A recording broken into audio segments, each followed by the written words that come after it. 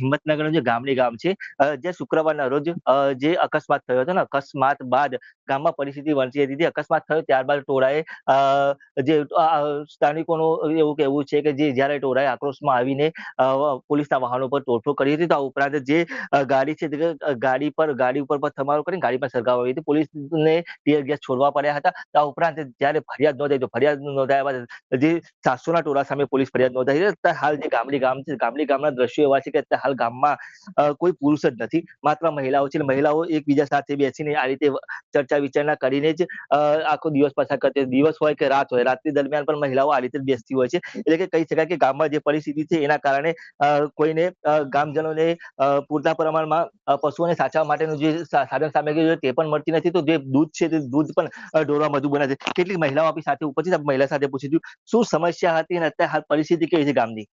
અમારી પરિસ્થિતિ બહુ ખરાબ છે. અમે ખાતા પણ નથી, ઊંઘતા પણ નથી, પણ ઢોર પણ ભૂખ્યા મરે છે, તરસ્યા પણ મરે છે, ઘાસચારો પણ મળતો નથી, અમારે ખેતરમાં પણ જવાતું નથી. રાતે બહુ બીક લાગે છે. તે મહિલા સૌ ડુંગર પર ચડી જાય છે. અમારે શું ખાવું? બહારના મહેમાનોને ગામમાં પણ આવા નથી દેતા. અને ખાવાનું શું, ખાવાનું લઈને આવે છે તો પોલીસ સ્ટાફ એમ કે છે કે મહેમાન આવે તો પણ ઉપાડીને જેલમાં મૂકી દેવામાં આવશે. અન્ય એક મહિલા પણ આપણી સાથે ઉપસ્થિત છે. ખાસ કરીને બા આપને પૂછવા માંગ્યું શું પરિસ્થિતિ અત્યારે પરિસ્થિતિ કેવી છે અને તમે શું કરો છો અત્યારે? અત્યારે કશી પરિચય અમારી ખરાબ છે. અમારે ખાવું હું, પીવું હું, અમારા દુકાનો બંધ, ચક્કીઓ બંધ, કશી વાતે કશી નહીં, ડેડીઓ બંધ. પછી અમારે એક છોકરા તો નાહી પોમ્યા. અમે ઘેર એકલો હોજ પોલીસ આવે, દરનું પોલીસ આવે. અમારે જવાનું છે, અમારે સુલા લગાડે તતઈ ધન થયા. તો અમારા ઢોર ઢોખણ આ સરો ચોથી લાવો, ચોથી નાખવું, પોણી કુણ પાય. તો અમારે જીવું જ છે એવી રીતના.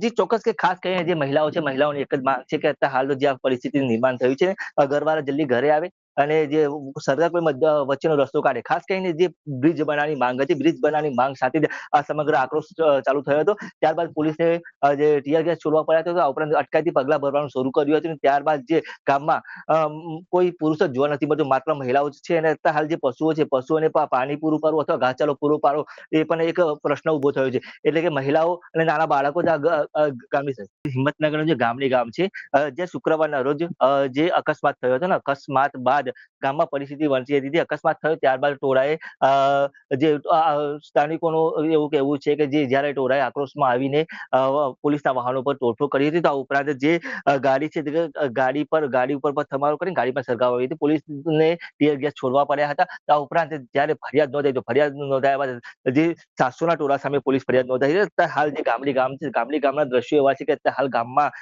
કોઈ પુરુષ જ નથી, માત્ર મહિલાઓ છે. મહિલાઓ એકબીજા સાથે બેસીને આ રીતે ચર્ચા વિચારણા કરીને જ આખો દિવસ પસાર કરતી હોય. દિવસ હોય કે રાત હોય, રાત્રિ દરમિયાન પણ મહિલાઓ આ રીતે જ બેસતી હોય છે. એટલે કે કહી શકાય કે ગામમાં જે પરિસ્થિતિ છે એના કારણે કોઈને ગામજનોને પૂરતા પ્રમાણમાં પશુઓને સાચવવા માટેનું જે સાધન સામગ્રી છે તે પણ મળતી નથી. તો જે દૂધ છે તે દૂધ પણ ઢોરવા મજબૂર બને છે. કેટલીક મહિલાઓ આપણી સાથે ઉપસ્થિત, આપણે મહિલા સાથે પૂછીશું શું સમસ્યા હતી અને અત્યારે હાલ પરિસ્થિતિ કેવી છે ગામની?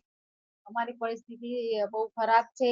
અમે ખાતા પણ નથી, ઊંઘતા પણ નથી, પણ ઢોર પણ ભૂખ્યા મરે છે, તરસ્યા પણ મરે છે, ઘાસચારો પણ મળતો નથી, અમારે ખેતરમાં પણ જવાતું નથી. રાતે બહુ બીક લાગે છે. તે મહિલા સૌ ડુંગર પર ચડી જાય છે. અમારે શું ખાવું? બહારના મહેમાનોને ગામમાં પણ આવા નથી દેતા. અને ખાવાનું શું, ખાવાનું લઈને આવે છે તો પોલીસ સ્ટાફ એમ કે છે કે મહેમાન આવે તો પણ ઉપાડીને જેલમાં મૂકી દેવામાં આવશે.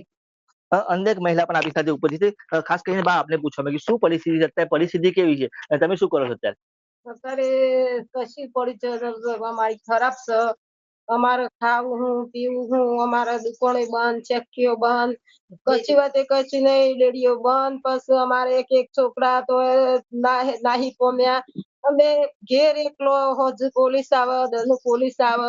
અમારે જવાનું છે, અમારે સુલા લગાડે તતઈ ધન થયા.